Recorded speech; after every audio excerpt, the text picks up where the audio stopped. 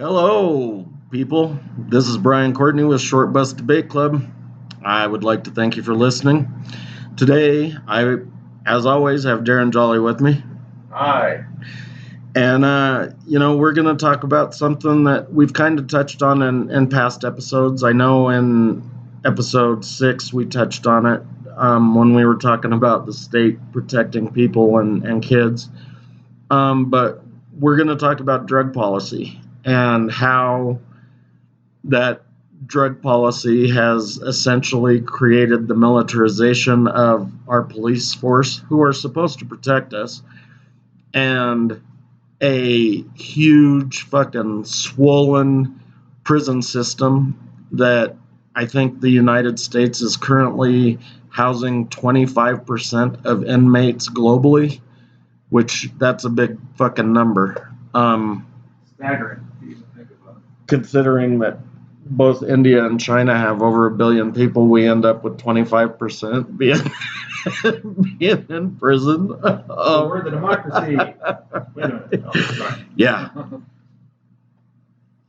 Whoever told you that is your enemy. So we're going to talk about drug policy, and like I said, I know we touched on it in episode 5 and probably previous episodes, but as far as I'm concerned, we are on the wrong track with our drug policy. If you want to keep it illegal, maybe make the punishment for it more in line with what it actually is. These mandatory 25 years for possession, distribution, whatever the case is, especially since if you've got it, they generally try to say that you were going to fucking distribute it anyway. It's a problem. I mean, 25 years, I'm almost 50 now, so that would be half of my fucking life. So if I got busted when I was 25 for, again, possession and distribution, I could still be in fucking jail right now instead of doing this podcast and entertaining all of you motherfuckers. Yeah. It is odd. It is odd because of the way, I mean, again, and we always tend to come back to certain themes. And he's a big free market, capitalism guy.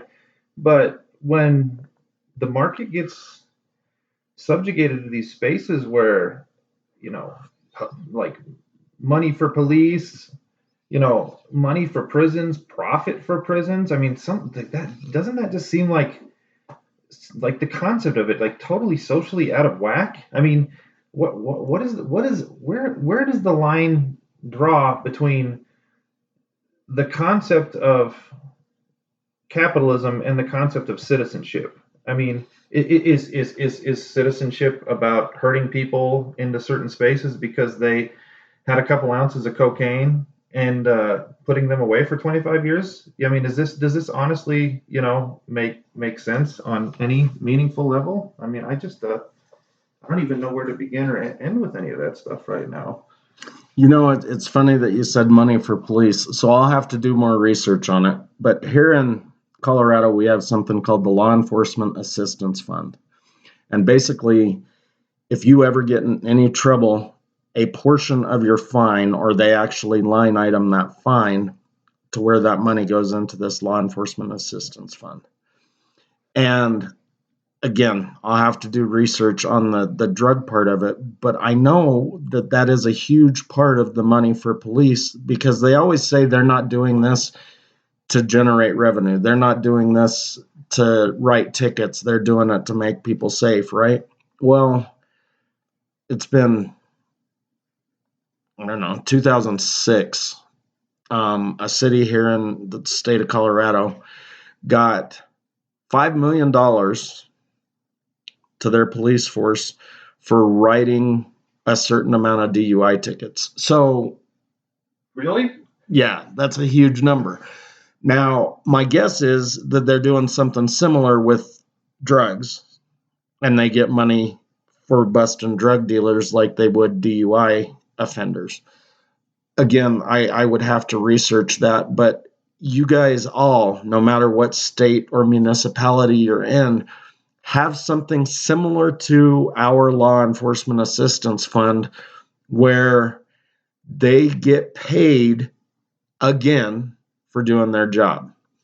So, well, now obviously the police, the squad guys and, the ones out on the street, they might get some kind of bonus, but they don't get the lion's share of that 5 million. The city does, but they're still getting paid for doing what they're supposed to be doing. And our tax base is supposed to cover that payment. So money for police, I think it's fucked. Well, and the concept of incentivizing, busting people and putting them in, potentially putting them in prison, getting them in front of a judge so they could end up being in prison. That's highly problematic. Yeah, and I would just be speculating here. You? I know, weird, right? But if, again, they're doing it for DUIs, they're probably doing it for drugs. And I wouldn't doubt that some of these private prisons and probation companies and companies that monitor parole and things like that, I wouldn't doubt that they were given kickbacks to the counties and municipalities, because they're making big fucking money off of all of these things. Probation and parole. The county is paying these outside companies to do that now, or the state.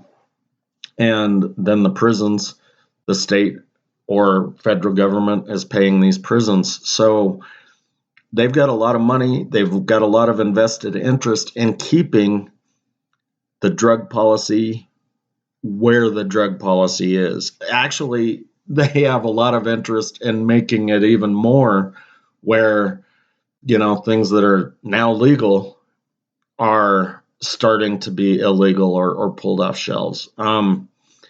Unwashed poppy seeds is one of them. Kratom is one of them, where they're all saying, oh, well, people have overdosed from these, you need to make them illegal and pull them off the shelves. And it's wrong. Well, and if we're going to talk about just in the context of kratom, the political economy doesn't just extend to that militarization of the police and the prison industrial complex. There's a guy by the name of Max Haddow. He's the head of the American Kratom Association. Don't get me wrong. I'm pretty sure that this guy probably is making money off of kratom. But in 2016, when they were trying to push for the legalization of kratom, the primary lobbying group that was pushing for that was a group called Medicated Assisted Treatment. Okay, what is medicated assisted treatment? It's a rehab program. It's a rehab program that's a private rehab program that makes them they get a ton of money funneled to them from the state, and they make shitloads of profit off of dealing with people that have oxy, heroin, fentanyl, all that family of drugs. And whether or not anybody wants to acknowledge it or not, and I'll stand by this from personal experience, kratom is an incredible helper in curbing issues in relation to that family of drugs. It's really helped a lot of people when they actually, I think it was at the beginning of 2017 when they started to pull them off the shelves, but the overdose issue became so bad that they had to roll back their policy and reopen it. What is it, schedule? They had to move it from schedule 1 to schedule 2, or is it 2? 2 is the heavier one though, right? They moved it back from 2 to 1. Isn't that the the DEA? Yeah, they were moving it. Kratom is on the schedule now. When they were pulling it off, they made it it's Schedule 2 is the worst one, right? I think so. Schedule 2 narcotics. They moved it to a Schedule 2, and then they had to retract their position in relation to that and rethink it. Yes, that's part of how they forced it off the shelf in the first place, was because you have to have it designated as something that that can hurt, that can, that hurt society, the whole rhetorical disposition in relation to why you have Schedule II narcotics in the first place. So, but they did have to retract their position. But the whole point that I'm saying there is it was all through that the financial push from that company, that lobbying group that was making a ton of money off of rehab facilities. So when you're talking about drug policy, you're not just talking about the police, you're not just talking about prison. You're talking about private rehab spaces that are making money off of it too. And like again, I'm like, again, like the socialist thing, this and that. I'm not demonizing markets. I'm not demonizing, in spite of everything that I said. But I do think that we need to understand the way that a certain logic, when it reproduces itself, it makes everything about making money. It's not really about taking care, letting people take care of themselves, or society being able to make intelligent decisions where people are able to not get brutalized by this paternalistic system that is essentially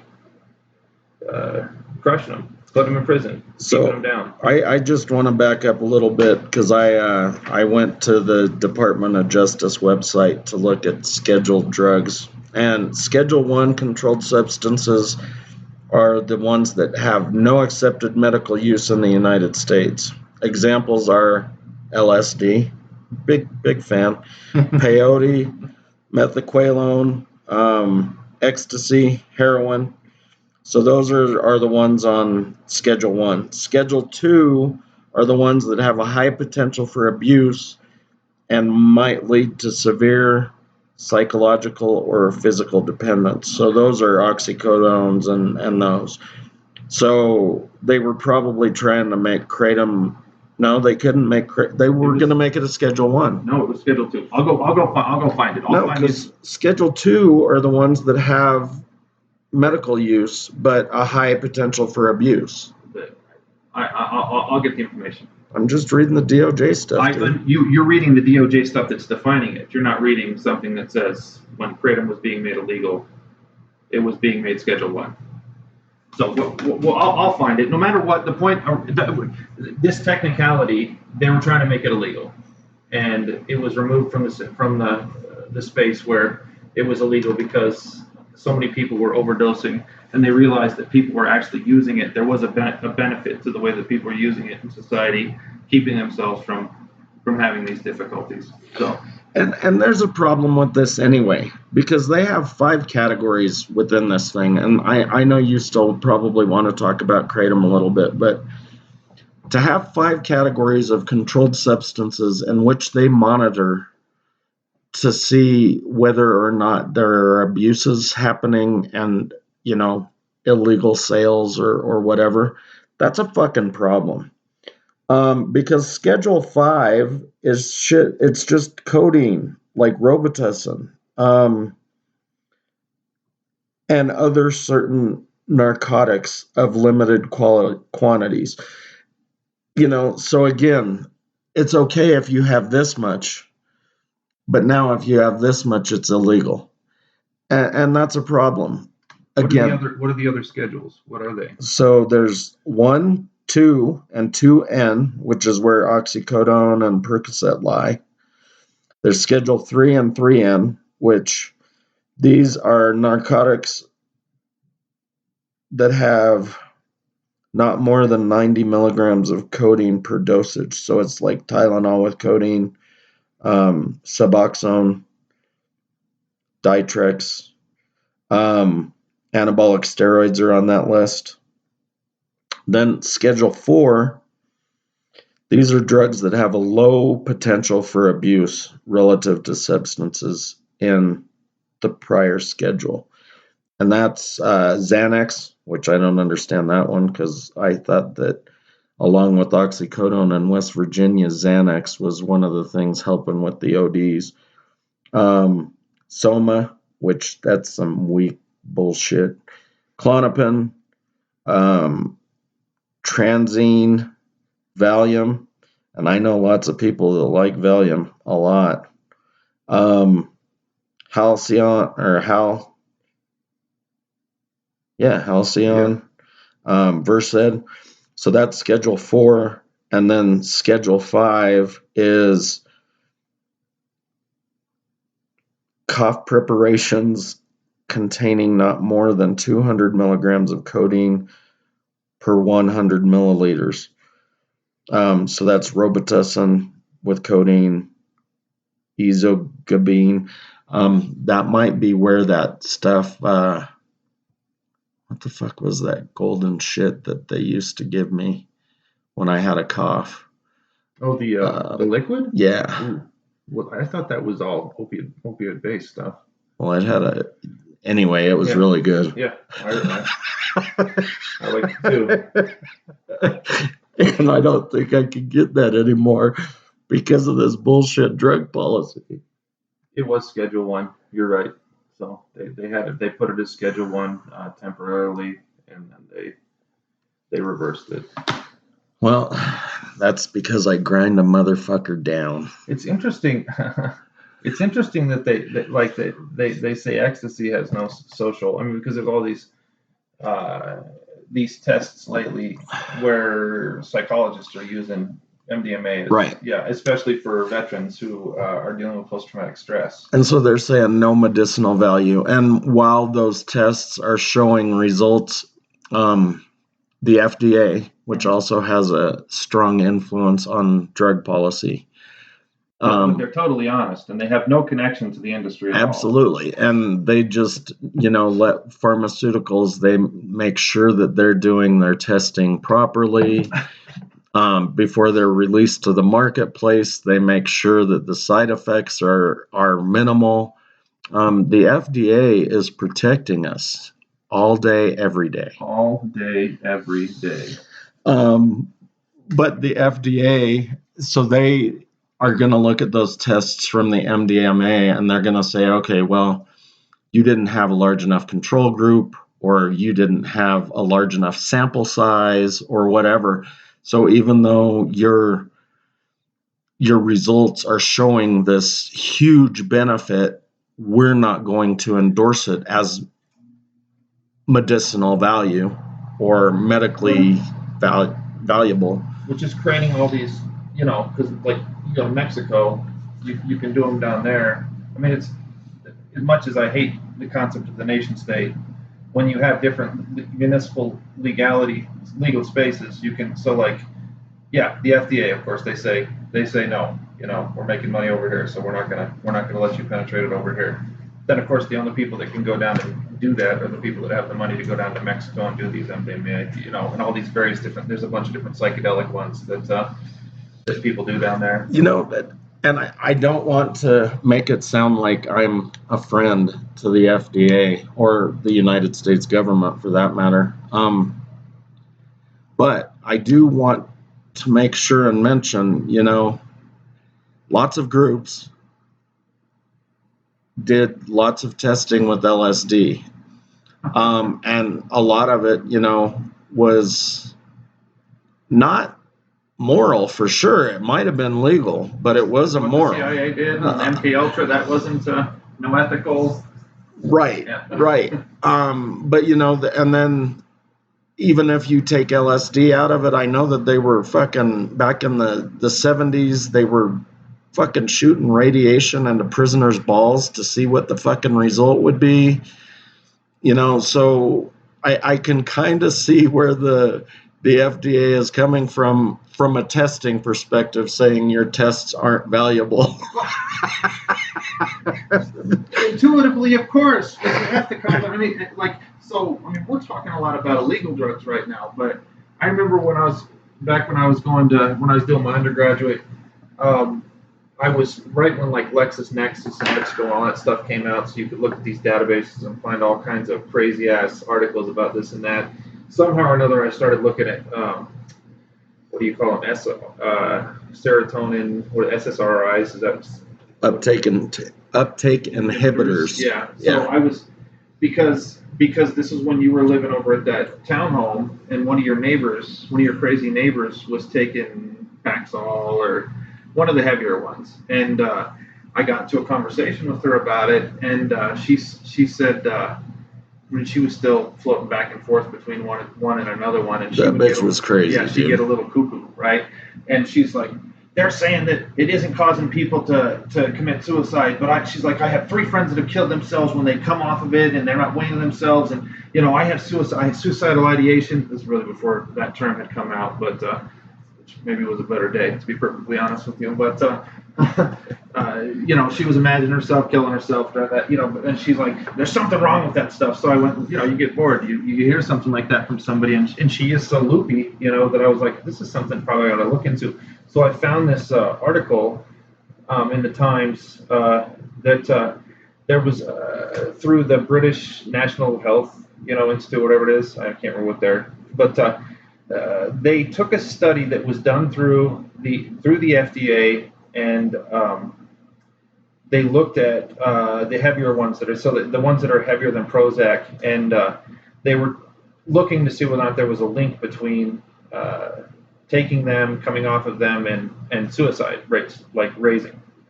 And the original study said no, there's zero correlation, no correlation at all.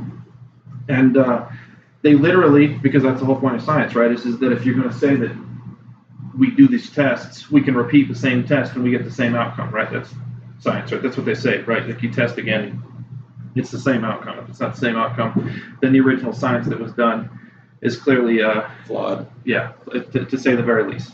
So when they came through and ran the test again, or went through the same test process, not only was it off, but there was a 4,000% increase in the number of people that were committing suicide. But the whole point of the test wasn't just to look at whether or not there was a correlation between suicide. It was also to look at and see who it was that was funding those tests in the first place. And of course, it was Pfizer and all the various different pharmaceutical companies. So, we have these drugs that are criminalized. We have these drugs that are not criminalized.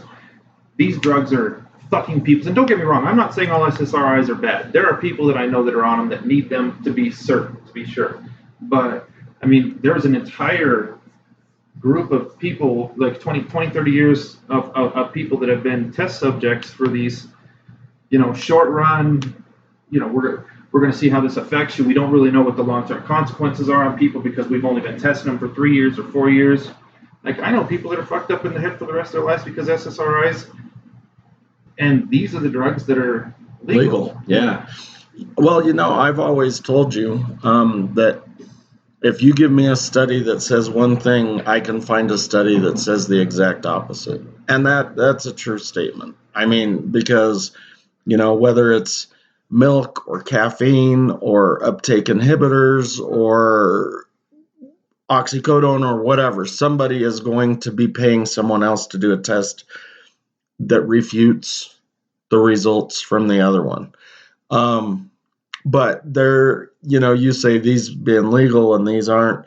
When all of this shit with my pain started happening back in 2012, they were fucking with my cocktail to try to get my pain down. And I went through Cymbalta, Savella, and Lyrica. Lyrica wasn't bad, but it didn't do shit for my pain.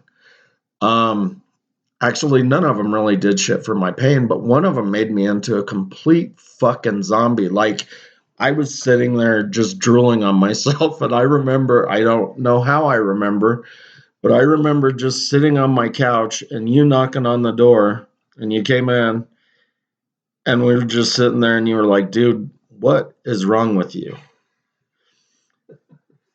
And I was just fucked up. I couldn't move. I couldn't think. I was completely out of it. Now, those are probably the results you want for certain patients, but I didn't want to just sit there, and I definitely don't want to lose my mental capability. Yeah, you're not a person who's on antipsychotics or something like that. This is right. Pain relief is not supposed to be akin to the things that's help a schizophrenic or people that have real deeper, heavier mental issues. So maybe what we should do is get a group together for illegal drugs to make them legal and just lobby the shit out of Washington, D.C. the way Pfizer and the other pharmaceuticals do, because I know that they get testing through. And when the doctor was messing with my cocktail, trying to figure out what was wrong, I was so frustrated because I'm like, dude, I see these fucking commercials and they say that they're working and that this result is done and this result and whatever. And he told me, he said, don't pay attention to those commercials. He said, most of those, the positive result that you're going to see is anywhere between like 20 and 45%. So they're doing all of these commercials making people think, oh, well, fuck, that's the end all be all of drugs because of what they're saying. And the positive result is on such a small portion of the group, it should be illegal for them to say that shit. Yes. Yeah, that's kind of what I was positing. Like, if you're saying that you're running these tests appropriately, and you were saying it too, like, this is bullshit. This is not science the way that they're doing this. Again, this is the market driving outcomes so that you can get a quick, infusion of capital. Free market science. And it's said in that order for a reason, because it's free market first and science second. So. Yeah, it's a problem.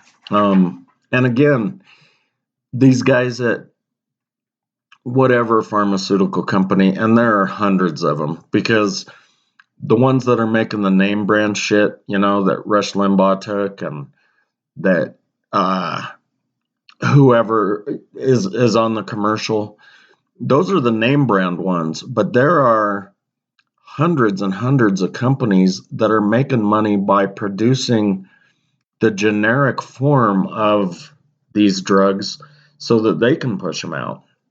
So, we say Pfizer because everybody knows who Pfizer is. Yeah, they're the most visible. But it's not just Pfizer. It's lots and lots of them that you've never fucking heard of, probably. Well, so, yeah, you said get a bunch of people together and lobby. If I had hit that mega millions and 1.3337 billion later, I might be a player for a couple of weeks. But I'm not even going to be a player after a couple of weeks. I made that smart ass comment a couple of weeks back where we were talking about dark money for the revolution. I said dark money for the revolution. God, I love the thought. But the fact of the matter is that you essentially either have to be printing money or have a relationship with the people who are printing the money to be able to utilize those outcomes. And I want to be clear about this. I'm not saying that money is evil. Money is the alienated capacity of humanity. Money is our ability to understand value in an abstract way. This is an innovation. In spite of all you motherfucking Marxists who stand out there and say, we need to have a revolution and do away with money. This is the stupidest fucking thing that I've ever heard of in my life. You don't want to do away with money. You don't want to do away with the ability to have an abstraction. You want to do away with the ways in which it's being reproduced to where the things themselves are being subjugated to those concepts of value. Meaning, in this instance, where money is the only thing that drives drug policy, whether it's illegal drugs, whether it's legal drugs, whether it's the police or the prisons. You're going to need to have prisons. You're going to have people that need to go to fucking jail, but you don't want it to be for profit because that shit fucks it up. You want it to be serving a social function. Otherwise, it all gets perverted and lost. Sorry, I'm getting off my. I'm moving my. No, that's fine. But I'm a big believer that I can do whatever the fuck I want until me doing whatever the fuck I want harms someone else or impedes on their freedom to do whatever the fuck they want, right? So, I don't know, maybe the decriminalization of drugs or legalization. Well, but okay. I said decriminalization on purpose. Okay. So maybe the decriminalization of drugs is okay, because then drug dealers can still do business without bloating the prison system. But the minute that they sell a fucked up batch of opioid, the opioid that's manufactured, fentanyl, Yeah, okay. and it kills a bunch of kids. Now they have harmed somebody doing whatever the fuck they want. So here's just so I got a question. So like, you decriminalize it, right? So does that mean at that point? So when I went to Costa Rica, I did a poker tournament down there 15 years ago, right? And the sex trade is a thing that happens down there, right? You go to this place and there are these girls and they have to clock in and clock out. They have to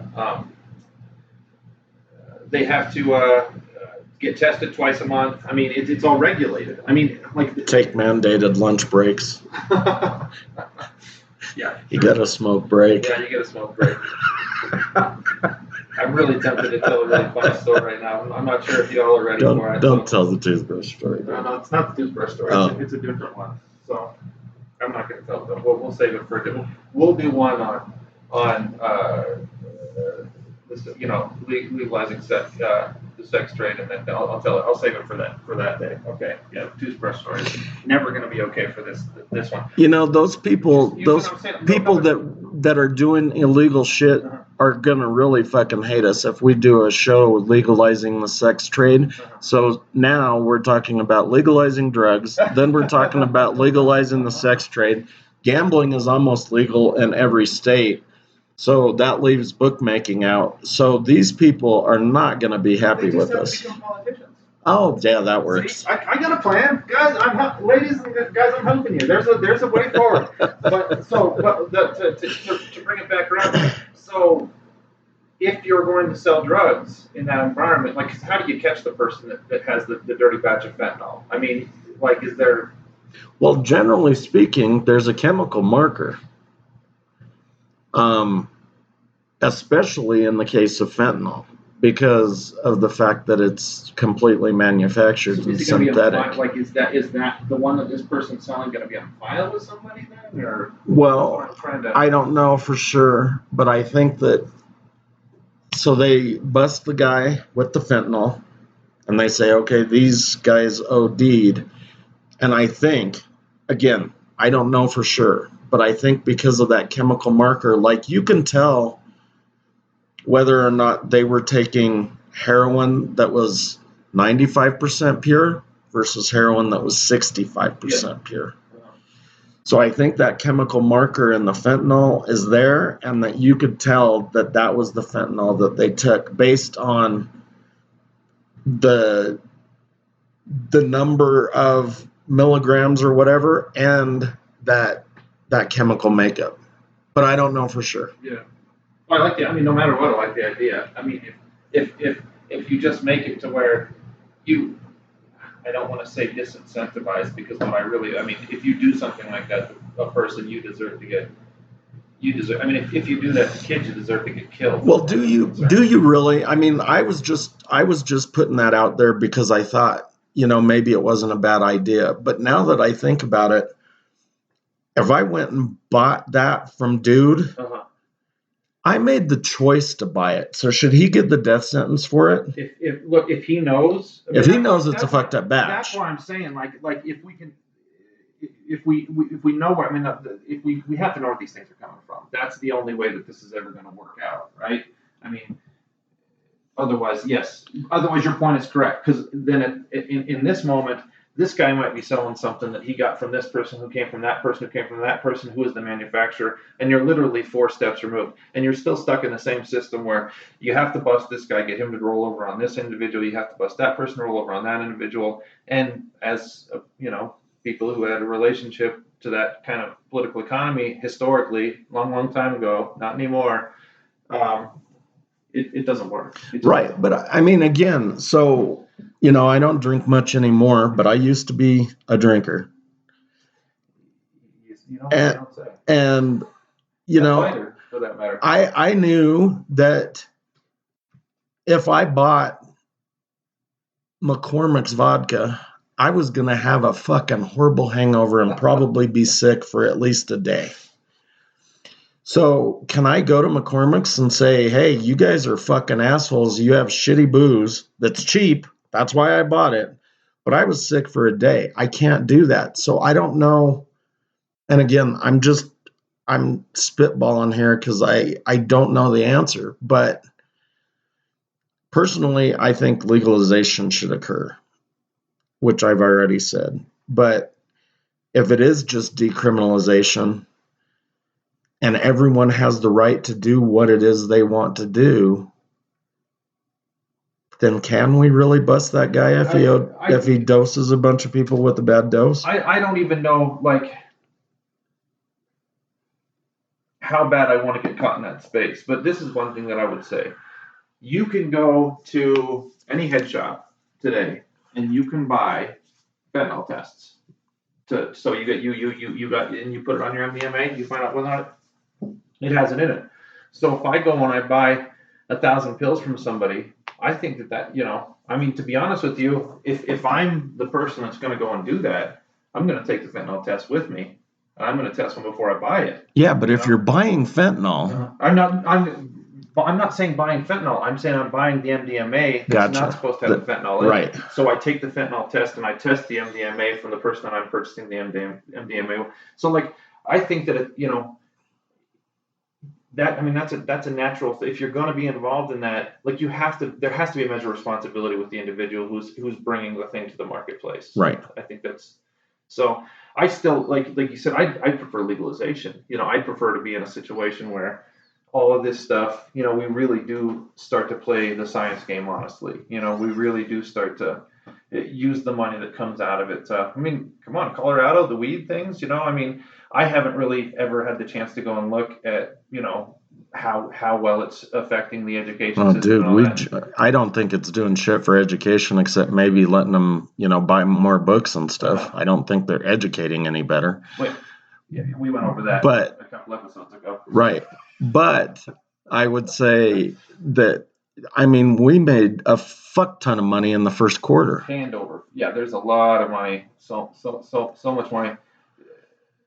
And so a lot of our financial difficulties as a state, and I'm not talking about the state of Colorado, I'm talking about the state of the union, would go away. And it bothers me. All of these people use this fucking religious argument that God doesn't want you to do this, and they say that it's the religious right that's holding us back. But again, those people that are spouting the religious shit are only using it when it's convenient for them because they want something out of it, which in this case is money. There's a lot of fucking money to be made on both sides, and keeping it illegal makes money for politicians, the cops, the prisons, and I don't know, probably a lot of border crossing guards, and I mean, you name it. Flight people that are letting planes in, customs agents, It's just an ancillary point, and we need to, this isn't just the argument from the religious side is just one. There's a whole bunch of people that are cloaked in liberal clothing that say freedom, and then they come in and on the side get super paternalistic.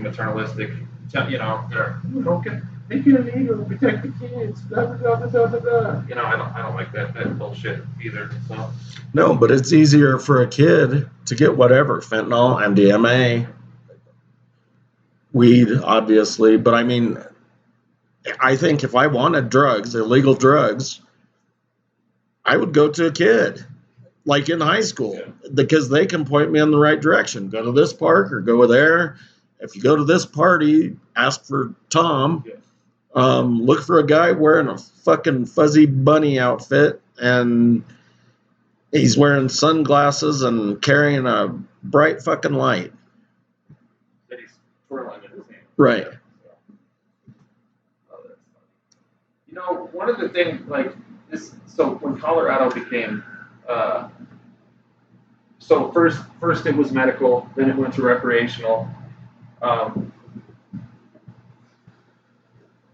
Because I worked for a federal agency, I had to kind of negotiate this question all the time. And I was working downtown, and we'd have those 420 rallies, and people would come to Colorado as a destination, during that time. But it's different now because so many states have shifted their position. There's so much medical now, and there's a fair amount of recreational throughout the. I mean, it's odd that we 32, dude. Is that medical or is that medical? That's recreational. Oh, wow. So we're moving in a certain direction to where at least we and Ryan and I, neither one. I mean, when we were kids, we smoked a ton. I haven't smoked regular in 27 years, a long time. So, but the postal inspectors. So, like, I worked at the post office downtown at that point, and I was off on Mondays. And this specific year, 420 was on a Monday, and it's just to highlight what the situation in Colorado was, where the tension between the state and the federal position made things extremely difficult. I come in on a Tuesday, and this kid comes up to my counter. He's got long hair, he's got a beard, just kind of stereotypically maybe a fish show, goose show, dead show kind of person. And, EDM, like SDS night and all that kind of stuff. The inspector came up behind me and asked the kid what he was sending. And said, I'm sending some candles. He said, do you mind if I look into your box? And the kid kind of looked at me. He said, no, that's fine. So the inspector opened it up, looked, kind of messed around with the candles for a minute, and said, okay, you can send it. So we taped it back up, and I sent it for the kid, and I went and talked to the inspector for a minute. And I said, what's that all about? And he said, well, I just wanted to see if he was sending weed. I said, so what was your decision to open the package based on? He said, well, he had long hair and he had a beard. I said, so you're profiling? And he said, that's not profiling.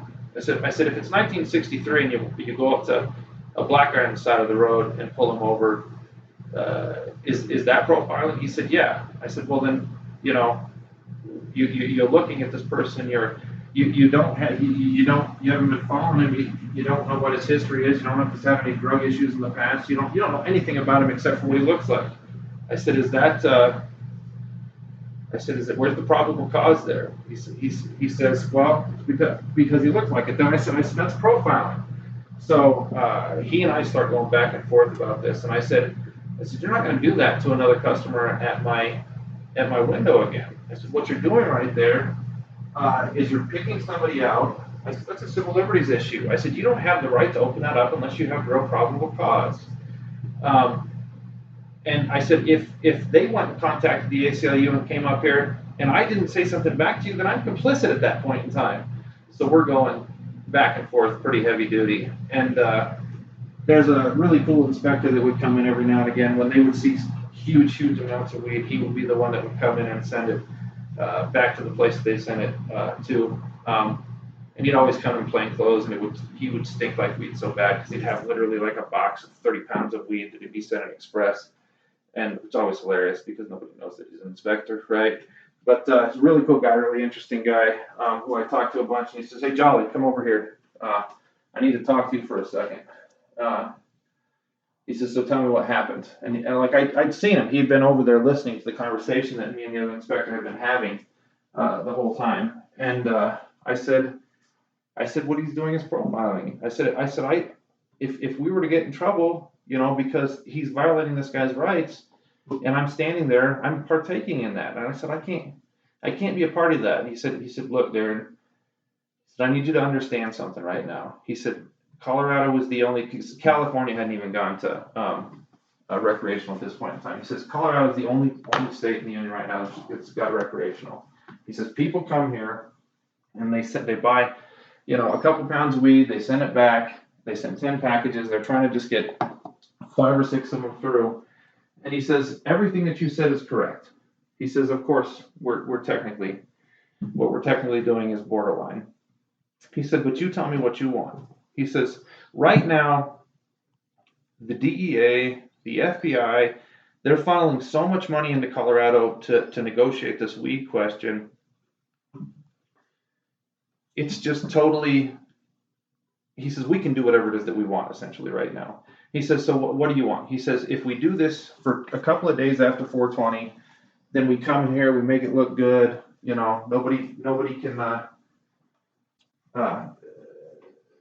it's like you get a couple of people and you pacify the people that are in power. It makes it look like you're doing your job. He says you either have that 2 or 3 days of somebody coming in and doing that, or you have the DEA in here every day with dogs. He says, which world do you prefer? He said, and when he said the money thing, I was like, God, I never really thought about that. But when you're dealing with whether it's decriminalization or legalization, and you have this state-federal tension that goes on, I mean, like I said, I work for the post office. It gets really, really fucking complicated, you know? And I had to at least acknowledge, he told me that he wouldn't let any of the inspectors come to my counter and just keep my mouth shut. So, and of course, I only tell the story now because we're in a different world. People don't come to Colorado anymore to send weed to other places because you can get it from, 40% of the states now. So, well, sorry, I was wrong on the numbers. So it's a total of 21 if you include Guam and Washington, D.C. That's recreational. Guam's recreational? Yeah. It's 37 that have it for medical reasons. Mm-hmm. So, I mean, it's still a lot of the states. Mm-hmm. Even Utah has it for medicinal. So awesome. Good job, Mormons. Good job. When you were talking about the money, and we do need to wrap things up pretty quick here, but I think it's funny because all of the states around Colorado at the time were suing the state of Colorado for the additional money that they had to spend in order to patrol the highways and border areas because of the people that were coming to buy weed and go there. And I always thought that was the stupidest fucking lawsuit ever, because if they didn't patrol those areas, then they wouldn't have to spend the extra money and they could just be doing what cops are supposed to do, which was protect us. Don't worry about the fucking weed coming over the border or the state line. Anyway. And serve. Protect and serve. No. Okay. I would go with serve and protect. Okay, I like that. I like maybe we should petition for them to reverse that shit. What was it that I said in the book though? I said something different because I was anyway. I don't. It's been a minute since I read the old Off the Grid, brother. I said serve and protect my ass. It was protect. Anyway, fuck it. That's all I've got to say about drug policy for now. I know we're going to have to circle back to this at some point because there's a lot of things we didn't cover. What's our phone number again? 720-334-ROLL. Roll. You got any last thoughts? Or rolling a joint. It's a bus rolling down the hill. All right. Thanks, everybody. This is Darren Jolly. I'm Brian Courtney. Hasta luego.